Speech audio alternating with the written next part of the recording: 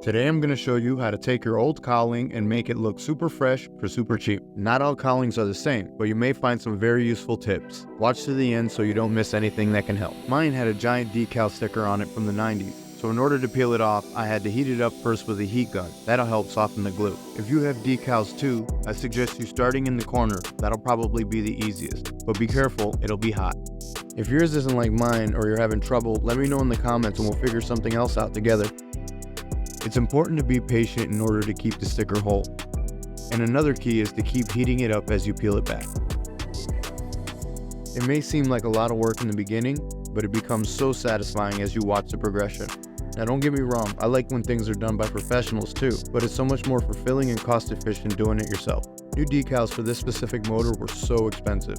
I'm talking around $200, and that defeats the purpose. So I decided to switch it up a bit, and I'm glad I did. However, I did buy an original V6 emblem from boats.net. That website has just about everything for any motor, but it can get pricey. My emblem's a different color. Let me know which one you like more. Once you're done peeling off the decals, it's time for phase 2, which is sanding. I'm going to do the majority of this with an orbital sander and 100 grit sandpaper. I just decided to do this by hand to show you don't need one in order to do it. It's just more convenient. Not to mention, you'll want to do all the nooks, crannies, and crevices by hand anyway. I love how I'm squinting my eyes while sanding with my safety glasses on my head. Don't do this. If you have safety equipment, you should definitely wear it properly. I'm using 100 grit sandpaper here. It's kind of in the middle when it comes to abrasion. And remember, the lower the number, the more abrasive the sandpaper. Doing the vents and stuff can be tedious, but after that it's smooth sailing. Time to speed things up with an orbital. The main thing when using an orbital sander is keeping it flat. You don't want it to dig and sand one area deeper than another. Try moving it back and forth slowly to keep the sanding even. If you're getting any value from this, or you think you might in the future, subscribe to the channel. I post every week, and I have some pretty awesome videos in the works. But yeah, just keep sanding until everything's smooth to the touch. Breathing in this dust really isn't that great for you, and wearing certain masks can make it hard to breathe as well, so I suggest setting up a fan to blow the dust in the opposite direction. Plus, it'll help with the sweat fest you're about to contribute in. Blow or wipe away all the remaining dust off the cowling. Mine has 2 holes I'm going to have to patch with fiberglass. Let me show you how to do that in case you run into the same issue. Now, I'm not the best at doing fiberglass work, probably not even good, but just goes to show you if I can do it, so can you. The fiberglass kit will come with everything you need other than a container to mix it in. The instructions will tell you what you need to do, but it's pretty much mixing a certain amount of resin with a certain amount of hardener. And note to self, don't use fiberglass resin that's older than me like I did. This took a bazillion-and-a-half years to dry and probably won't have as much strength as the new stuff. Dab a little of the mixture onto the affected area. Now grab a piece of fiberglass cloth big enough to cover the hole. Set it down flat and add some more resin on top. Smooth it out and let it dry. If it doesn't look the greatest, don't worry about it. It'll look better after sanding. Just as long as it's hard, you're in good shape. Now let's take the sander to it and smooth it out. I like to hand sand towards the end to make sure I'm not taking off too much.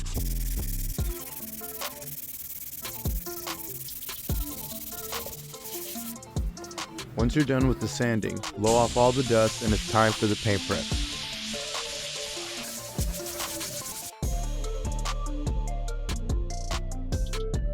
I'm going to paint the vents first, so I'll cover the area around it with blue painter's tape.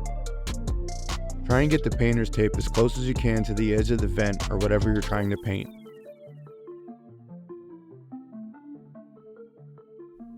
Three strips of tape around the vent on every side should be good, but you can do as many as you like. I'm using this Rust-Oleum spray paint because that's what I had in my garage and I like the color. Plus it was cheap and that's what this video is all about. When it comes to spraying, go back and forth and try to spray evenly to prevent the spray from dripping. Once it's dry, you can peel off the tape and get ready to paint the other portion of the cowling.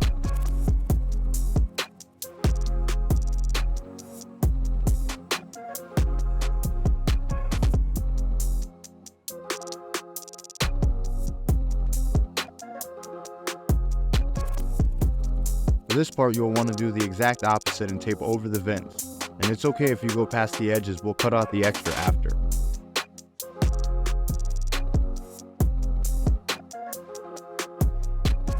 Take a sharp knife or a razor and carefully cut around the edge of the vent, then peel off the extra tape.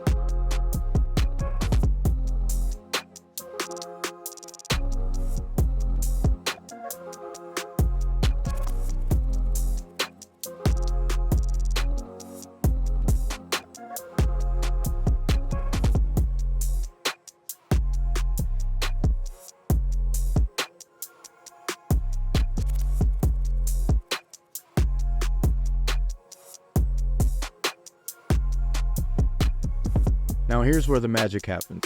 This appliance spray paint is awesome, and it's not expensive for what it brings to the table. Easy to clean, and it comes in different colors. Now that everything is taped off, go ahead and spray down the rest of the cowling. If you want a quick way to show some love, hit that like button. If I get 50 likes, I'll do a video on restoring the bottom half of the motor.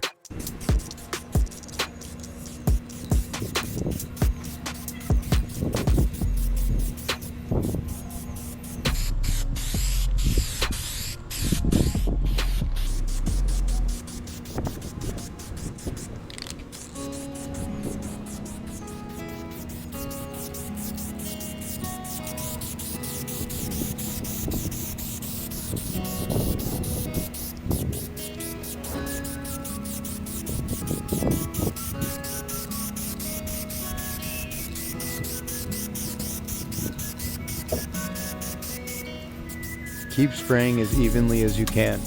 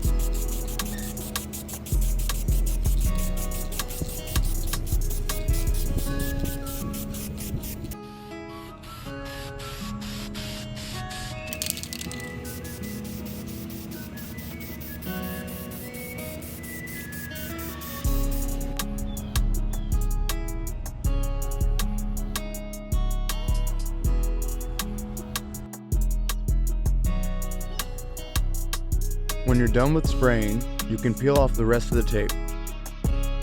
We're almost done now. The only thing left are decals.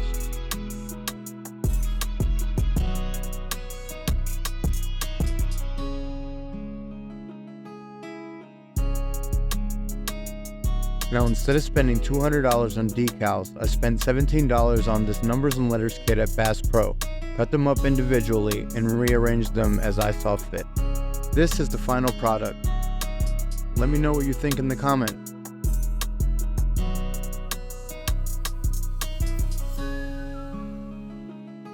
And click this video to learn some more restoration hacks.